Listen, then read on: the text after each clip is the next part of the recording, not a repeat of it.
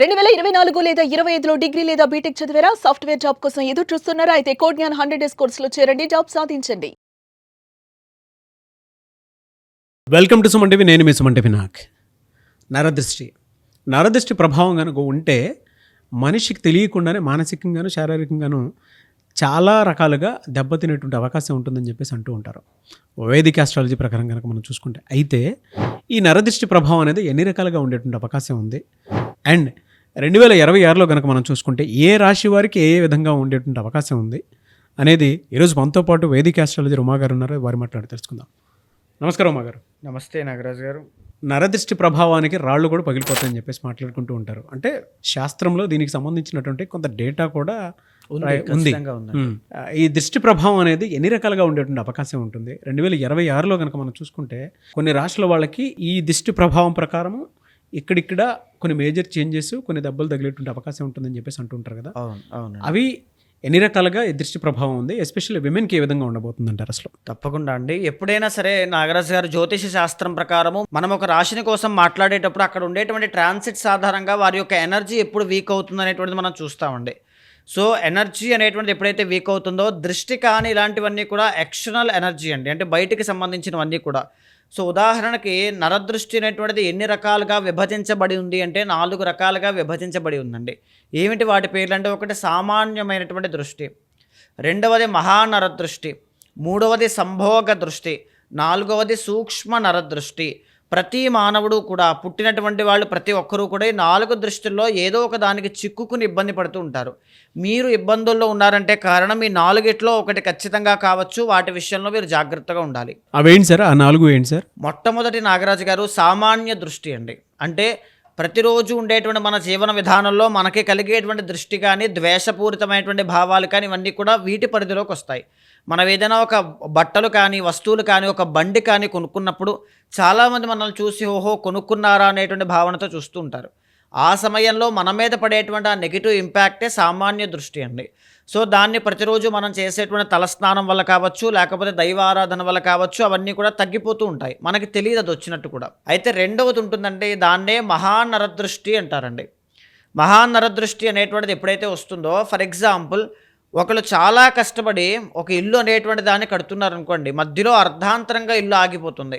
ఇంటి యజమాని అప్పటిదాకా మంచి ఉల్లాసంగా, ఉత్సాహంగా అందరూ కూడా, కుటుంబ సభ్యులందరూ కూడా బాగున్నటువంటి వాళ్ళు సడన్గా ఇంటి యజమానికి అనారోగ్య సమస్య, దీర్ఘకాలిక ఆరోగ్య సమస్య వస్తుంది. లేకపోతే యాక్సిడెంట్స్ అనేటువంటివి జరగడం కానీ, హాస్పిటల్స్కి, ఇది బాగా గుర్తుపెట్టుకోండి, ఇది ముఖ్యమైన సిమ్టమ్. ఇది హాస్పిటల్స్కి విపరీతంగా డబ్బులు ధారపోయడం, ప్రతి నెల, ప్రతి 3 నెలలకు ఒకసారి విపరీతంగా, చంటి పిల్లల దగ్గర నుంచి వృద్ధుల వరకు అందరికీ కూడా ఇది కనబడుతూ ఉంటుందండి. తరువాతది ఏంటి అంటే, ఏ శుభకార్యం తలపెట్టినా ఆటంకాలు వస్తాయి, ఆ శుభకార్యం మధ్యలో ఆగిపోతూ ఉంటుంది.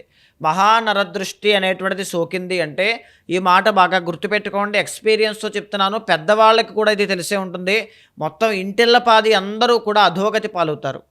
ఆర్థికంగా కానీ, మానసికంగా కానీ, శారీరకంగా కానీ, ఆనందం విషయంలో కానీ, ఎక్కడైనా సరే మానసిక ప్రశాంతత అనేటువంటిది మీకు ఉండదు. తర్వాత మూడవది సంభోగ దృష్టి అనేటువంటిది ఉంటుందండి. అంటే ఏంటి అంటే, చాలామంది మనం చూస్తుంటామండి, మ్యారేజ్ అయినటువంటి వాళ్ళు కావచ్చు, ఒక రిలేషన్లో ఉండేటువంటి వాళ్ళు కావచ్చు, వాళ్ళిద్దరి మధ్యలో డిస్టర్బెన్సెస్ అనేటువంటివి వస్తాయి. ఇది ఎక్కడి నుంచి వస్తుందండి? వేరే వాళ్ళ యొక్క దృష్టి ప్రభావం వాళ్ళిద్దరి మధ్యలోకి ఇన్వాల్వ్ అవ్వడం వల్ల, అది అత్తగారు కావచ్చు, తల్లి కావచ్చు, వేరే బయట ఉండేటువంటి స్ట్రేంజర్ ఏ వ్యక్తి అయినా కావచ్చు, ఒక ఫ్రెండ్ కావచ్చు, సన్నిహితుడు కావచ్చు, స్నేహితుడు కావచ్చు, కుటుంబంలో ఉండేటువంటి వాళ్ళు కూడా కావచ్చు. ఆ సంభోగ దృష్టి ప్రభావం కనుక ఆ ఇద్దరి దంపతుల మీద పడింది అంటే ఖచ్చితంగా డైవర్స్ అయ్యే అవకాశాలు చాలా ఎక్కువ ఉంటాయండి. ఎక్స్ట్రా మ్యారిటల్ అఫైర్స్ అనేటువంటివి కూడా ఈ యొక్క సంభోగ దృష్టి వల్లే ప్రారంభం అవుతాయి. అందుకే భార్యాభర్తల మధ్యలో ఉండేటువంటి నిర్ణయాలని వేరే వాళ్ళకి చెప్పకూడదు, ఎవరిని ఇన్వాల్వ్ చేయకూడదు అంటారు. వేరే వాళ్ళ కళ్ళు పడినా కూడా దంపతుల మీద, వేరే వాళ్ళ కళ్ళు పడినా సరే, వాళ్ళ యొక్క మాటల ఇన్ఫ్లుయెన్స్ అయినా సరే, వాళ్ళిద్దరి మధ్యలో ఇద్దరితో పాటు కలిసి ఉన్నా సరే, వాళ్ళ యొక్క ఎనర్జీ వీళ్ళ మీద పడింది అంటే 100% ఆ సంభోగ దృష్టి పట్టింది అంటే భార్యాభర్తలు విడిపోవడం ఖాయం అండి. ఇది ఖచ్చితంగా జరుగుతుంది. లేకపోతే ఏంటి అంటే, వాళ్ళకి ఇన్ఫ్లుయెన్స్ అయిపోతారు, చెప్పుడు మాటలకు ఇన్ఫ్లుయెన్స్ అయ్యారు, ఈ మాట వినే ఉంటారు. ఇద్దరూ కూడా తెలియకుండా వాళ్ళిద్దరి మధ్యలో అనుమానము స్టార్ట్ అయ్యింది, ఈ మాట వినే ఉంటారు. లేకపోతే ఆయన ఎక్కడ ఉంటారు, ఈమె ఎక్కడ ఉంటారు, వీళ్ళిద్దరి మధ్యలో మిస్అండర్స్టాండింగ్స్ అనేటువంటి విపరీతంగా ఉంటాయి. లేకపోతే భార్య అనేటువంటిది అత్తగారి మాట వినకపోవడం, ఏదైనా కావచ్చు అండి. ఏ సంభోగ దృష్టి ఎవరి వల్లనైనా రావచ్చు. కాబట్టి ఆ దృష్టి కనుక సోకింది అంటే ఖచ్చితంగా భార్యాభర్తలు ఇబ్బంది పడతారు. దానివల్ల పిల్లలకి కూడా ఎఫెక్ట్ అనేటువంటిది కనబడుతుందండి. తరువాత ఆఖరిది నాగరాజు గారు సూక్ష్మ నరదృష్టి. ఇది చాలా ప్రమాదకరమైనటువంటిది. సో ఎప్పుడైనా స్లో పాయిజన్ లాంటిది అనమాట అండి. మన చుట్టుపక్కన ఉండేటువంటి మనుషుల నుంచి వచ్చేటువంటిదే సూక్ష్మ నరదృష్టి. ఫర్ ఎగ్జాంపుల్, నేను ఒక నిర్ణయం తీసుకుని ఒక కంపెనీ పెట్టి లేకపోతే ఎదగాలి అనుకుంటూ ఉన్నప్పుడు కానీ, ఒక జాబ్ చేసుకుంటూ ఒక నిర్ణయం తీసుకుని వేరే ప్రదేశానికి వెళ్ళాలనుకుంటున్నప్పుడు కానీ, మన చుట్టుపక్కల ఉండేటువంటి వాళ్ళు వద్దు, వెళ్ళొద్దు, ఓడిపోతావు, పడిపోతావు, లేకపోతే నాశనం అయిపోతావు, లేకపోతే అక్కడికి వెళ్తే నష్టపోతావు, అప్పుల పాలైపోతావు, అలా చెయ్యొద్దు అంటే మనం చేయాల్సినటువంటి పనిని మనం ఎక్కడ సక్సెస్ అవుతామో, విజయం సాధిస్తామో అనేటువంటి భయంతోనో ద్వేషంతోనో మనల్నే కావాలని వారిస్తూ ఉంటారు. వాళ్ళని చూసి మనము మన వాళ్ళే కదా, మన మంచి కోసమే చెప్తున్నారు కదా అనుకుంటూ ఉంటాం. కానీ మంచి చెప్పడానికి ఈ సూక్ష్మ నరదృష్టికే చాలా థిన్ లేయర్ మాత్రమే అడ్డు ఉంటుందండి. సో ఒక మంచి విషయానికే నిజంగా వెళ్ళొద్దు అనుకునేటువంటి తల్లిదండ్రులు కూడా ఇదే మాట చెప్తూ ఉంటారు. కానీ ఎప్పుడైతే ఈ సూక్ష్మ నరదృష్టి పక్కనే ఉంటుందో చాలామంది ఇక్కడే ఫెయిల్ అవుతూ ఉంటారండి. యూత్ కూడా ఇదే ఫేస్ చేస్తూ ఉంటారు. అనుకున్న లక్ష్యాన్ని సాధించలేకపోతారు. జీవితంలో ఫెయిల్యూర్ అయ్యి చాలా ఇబ్బందులు పడుతూ ఉంటారు.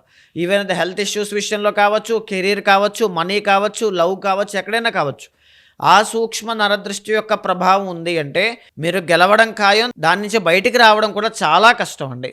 మీరు చెప్పిన దాని ప్రకారం కనుక మనం చూసుకుంటే నరదృష్టి ప్రభావము తులారాశి వారికి, ఎస్పెషల్లీ విమెన్కి జనవరి నుంచి డిసెంబర్ వరకు ఏ విధంగా ఉండేటువంటి అవకాశం ఉంటుందండి? అంటే ప్రీవియస్ ఇయర్స్తో కంపేర్ చేసుకుని చూస్తే కూడా ఏ విధంగా ఉంటుంది అండ్ వాటికి రెమెడీస్ అసలు ఏంటి? తప్పకుండా అండి. 2026 సంవత్సరంలో తులారాశి వాళ్ళకి వచ్చేటువంటి గ్రోత్ మాత్రం చాలా ఎక్స్ట్రాడినరీ అండి. అదే వీళ్ళకి ఒక ముప్పు కూడా, అదే ఒక శాపం కూడా. అదేంటి అంటే ఎదిగేటప్పుడే లేకపోతే మీరు కష్టపడేటప్పుడే సంపాదించేటప్పుడే మీ మీద అందరి కళ్ళు అనేటువంటివి ఉంటాయి. ఎప్పుడైతే అన్స్టాపబుల్ సక్సెస్ వస్తుందో అన్స్టాపబుల్గా ప్రాబ్లమ్స్ కూడా వస్తాయండి. అది బాగా గుర్తుపెట్టుకోండి. ఇక్కడ ఏంటి అంటే తులారాశికి సంబంధించి రాష్ట్రాధిపతి శుక్రుడు అవ్వడం, ఫస్ట్ అండ్ 8th లార్డ్ శుక్రుడు అవ్వడం వల్ల మీ మీద సంభోగ దృష్టి యొక్క ప్రభావం చాలా ఎక్కువగా ఉంటుంది. సో లవ్లో ఫెయిల్యూర్ అవుతున్నారన్నా, ఆర్ లేకపోతే విమెన్కి పీసీఓడి కానీ, పీసీఓఎస్ కానీ, థైరాయిడ్ కానీ, ఆర్ లేకపోతే ఒక విమెన్ వల్ల మీకు ప్రాబ్లమ్స్ వస్తున్నాయి, అది తల్లి, అత్తగారు, ఫ్రెండ్ ఆర్ సిస్టర్ ఎవరైనా కావచ్చు, వాళ్ళ వల్ల ప్రాబ్లం వస్తుంది. ఫైనాన్షియల్ లాస్ అంతా కూడా ఒక విమెన్ వల్ల మీరు కష్టపడుతున్నారు, ఇబ్బంది పడుతున్నారు అంటే యాక్చువల్లీ మీరు ఇబ్బంది పడేటువంటిది సూక్ష్మ నరదృష్టి అండ్ సంభోగ దృష్టి వల్ల మీకు అది కనబడుతూ ఉంటుంది. అయితే ఇక్కడ మీరు చూడండి, శని యొక్క ప్రభావం 2026 అండ్ 2027లో మీకు చాలా బాగుందండి. ఎంత బాగుంది అంటే జనరల్గా మీకు ఏలినాటి శని, అష్టమ శని ఇలాంటివే తెలుసు, కానీ శని ఎంత మంచి చేస్తారో మీకు తెలియకపోవచ్చు. 4th అండ్ 5th లార్డ్ అయినటువంటి శని మీ యొక్క జాతకానికి గోచారంలో 6వ స్థానంలో మీనంలో ఉన్నారండి. అంటే మీ పొటెన్షియల్ ఏంటో, మీ కెపాసిటీ ఏంటో, మీరు ఇండిపెండెంట్గా ఏం చేయగలరో, మీరు నించుంటే కష్టపడితే డెడికేషన్ పెట్టగలిగితే ఏం చేయగలరో 2026 అండ్ 2027లో శని మీకు ప్రూవ్ చేస్తారు. అంటే మీ టాలెంట్ని బయట వాళ్ళకి చూపిస్తారు. సో మీరు ఎంతవరకు కష్టపడాలో మీరే ఆలోచించుకోండి. ఎంత కష్టపడితే అంత ఫలితం కనబడుతూ ఉంటుంది. అయితే ప్రధానంగా చెప్పాలి అంటే మీకు ఈ యొక్క తులారాశి వాళ్ళకి ఏంటంటే marital life, women related problems and ఇంకొక విషయం ఏంటి అంటే ఈ హార్ట్కి సంబంధించిన ట్రబుల్స్ కానీ, ఫైనాన్షియల్ డౌన్ కానీ, డబ్బు విపరీతంగా ఖర్చు అవ్వడం కానీ, మీరెవరికో డబ్బులు ఇచ్చి మళ్ళీ వాళ్ళతోనే మాటలు పడడం కానీ, ఇలాంటివన్నీ కూడా ఎక్కువగా ఫేస్ చేస్తూ ఉంటారు. దానికి కారణం సూక్ష్మ నరదృష్టి, రాంగ్ ఇన్ఫ్లుయెన్స్లోకి వెళ్ళడం. బాగా గుర్తుపెట్టుకోండి. ఎవరైనా ఒకళ్ళు వచ్చి ఇక్కడ ఇన్వెస్ట్ చేస్తే చాలా బాగుంటుంది, ఇక్కడ మీకు భాగ్యంలో గురడండి. ఇప్పుడు డబ్బులు వస్తూ ఉంటాయి, మనీ ఫ్లో బాగుంటుంది. ఈ మనీ ఫ్లో బాగున్నప్పుడు ఎక్కడ పెట్టాలి, ఎక్కడ పెట్టాలి, అది కొనాలి, ఇది కొనాలనే ఆలోచనలు పుడుతూ ఉంటాయి. అదే సూక్ష్మ నరదృష్టి. అంటే ఏంటంటే మీ చుట్టుపక్కల ఉండేటువంటి వాళ్ళు మిమ్మల్ని ఇన్ఫ్లుయెన్స్ చేస్తూ ఉంటారు. ఈ వ్యాపారంలో పెడితే, పలానా స్టాక్స్లో పెడితే, పలానా బెట్టింగ్ యాప్స్లో పెడితే బాగా సంపాదించవచ్చు అని. దానివల్ల మీరు విపరీతంగా నమ్ముతారు, మోసపోతారు. అదే మీకు పంచమంలో రాహు. పంచమము అనేటువంటిది ఎప్పుడైనా చూడండి కుంభం అవుతుంది. కుంభము అంటే లాభస్థానం, ప్రాఫిట్స్లో ఎప్పుడైతే రాహు ఉన్నారో రూపాయి కూడా మిగలదు, అంతా కూడా తుడిచిపెట్టుకుని వెళ్ళిపోతుంది. సంపాదన ఉంటుంది కానీ తుడిచిపెట్టుకుని వెళ్ళిపోతుంది. కారణం ఏంటంటే సూక్ష్మ నరదృష్టి. సో చాలా కేర్ఫుల్గా మీరు అడుగులు వేయకపోతే, వచ్చిన సంపాదన సద్వినియోగం చేసుకోకపోతే తర్వాత చాలా ఇబ్బందులు పడతారండి ఫైనాన్షియల్లీ. అది కూడా మీకు గురుబలము అనేటువంటిది భాగ్యస్థానంలో జూన్ 1వ తారీఖు వరకు మాత్రమే ఉంది. కాబట్టి ఈ లోపల మీరు ఏదైనా సంపాదించాలి, ఎదగాలి, ప్రయత్నం చేయాలి, అవకాశం కోసం ఎదురు చూడాలి, పెళ్ళి, సంతానము ఆర్ ఎనీ శుభకార్యం కోసం చూడాలి అనుకుంటే జూన్ 1వ తారీఖు వరకు మాత్రమే మీకు ఆ ఛాన్స్ ఉంటుంది. ఆ తర్వాత గురువు మీకు దశమంలోకి ఎంటర్ అవుతారు, ఎగ్జాల్టేషన్లోకి వెళ్తారు. 3rd అండ్ 6th లార్డ్ కాబట్టి ప్రధానంగా ఫైనాన్షియల్ ఇష్యూస్ అనేటువంటివి ఇచ్చిన కమిట్మెంట్స్ వల్ల, ఆ కమిట్మెంట్స్ మీరు ఎందుకు ఇస్తారండి? సూక్ష్మ నరదృష్టి యొక్క ప్రభావం చేతనే మీరు ఆ కమిట్మెంట్స్ ఇస్తారు. రాంగ్ కమిట్మెంట్స్, మీకు స్థాయికి మించినటువంటి ఖర్చులు విపరీతంగా పెరిగేటువంటి అవకాశాలు దానివల్లే ఉంటాయి. సో జూన్ 1వ తారీఖు తర్వాత నుంచి నవంబర్ 1వ తారీఖు దాకా మీ పొజిషన్ బాగోదు. అనేక రకాల ఇబ్బందులు అనేటువంటివి, అవమానములు అనేటువంటివి, చేంజెస్ అనేటువంటివి ఖచ్చితంగా చూస్తారు. కాబట్టి ఆ పీరియడ్ ఆఫ్ టైంలో చాలా కేర్ఫుల్గా ఉండాలండి.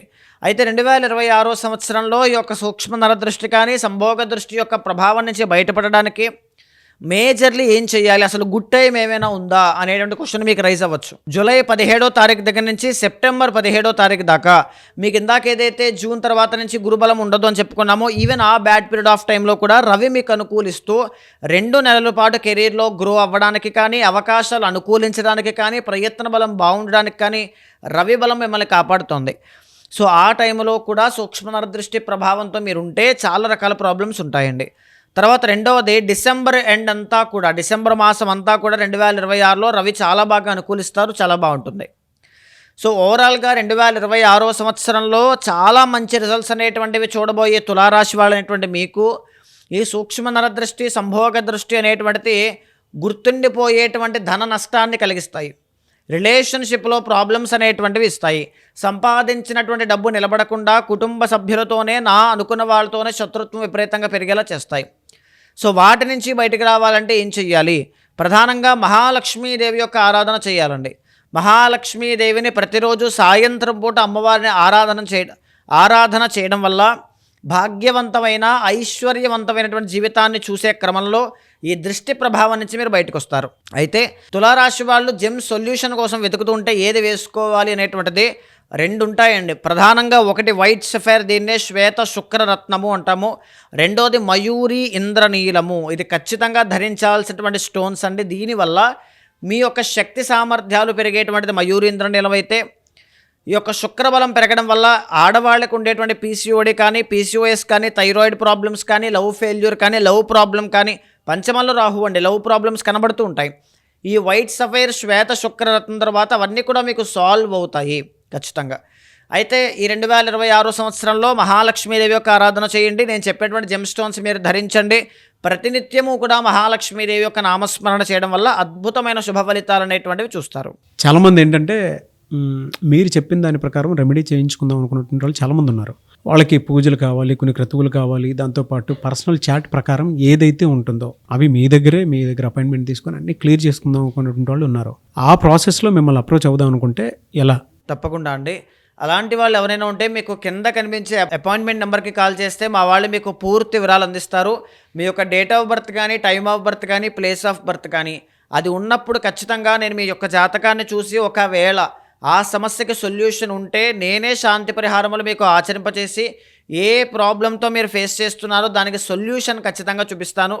భగవత్ అనుగ్రహం కలిగేలా చేస్తాను. Thank you so much Uma గారు. నమస్తే అండి. చూసారు కదండి వీడియో. ఈ వీడియోపై మీ అభిప్రాయం కమెంట్ బాక్స్లో పోస్ట్ చేయండి. ముఖ్యంగా మీరు కనుక లైఫ్లో మీకున్నటువంటి ప్రతి ప్రాబ్లంకి వేదిక ఆస్ట్రాలజీ త్రూ సొల్యూషన్ కావాలి అనుకుంటే మాత్రం స్క్రీన్ మీద ఉమా గారి కాంటాక్ట్ నెంబర్ కనిపిస్తుంది. మీరు పూజల కోసం అయినా సరే, శాంతి హోమాలు చేయించుకోవాలనుకున్నా సరే, ఏదైనా మంచి రెమెడీ కావాలనుకున్నా సరే, మీ జాతక చక్రం ప్రకారం మీ పర్సనల్ చాట్ అంటే వ్యక్తిగత జాతకం ఏ విధంగా ఉందని తెలుసుకోవాలనుకున్నా సరే, అండ్ మీ కెరీర్ని ఎటువైపుకి తీసుకొని వెళ్తే బాగుంటుంది 2026లో అనేటువంటి విషయం తెలుసుకోవాలనుకున్నా కూడా ఉమా గారి కాంటాక్ట్ నెంబర్ మీకు కనిపిస్తుంది. దాన్ని మీరు కాల్ ఆర్ మెసేజ్ వాట్సాప్ చేసి వెంటనే అపాయింట్మెంట్ బుక్ చేసుకోండి. ఈ వీడియో లైక్ చేయండి, షేర్ మాత్రం తప్పకుండా చేయండి. ఇలాంటి మరిన్ని వీడియోస్ కోసం మా ఛానల్ ఫాలో అవ్వండి. Thank you.